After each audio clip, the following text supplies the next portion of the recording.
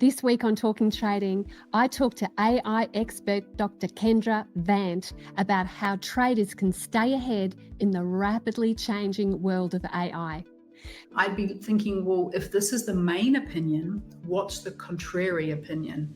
If this is the timeline over which people expect this to happen, can I apply real-world beliefs about how fast technical changes diffuse across the world? And can I then short something that I believe will happen, but not as quickly as people think it will happen?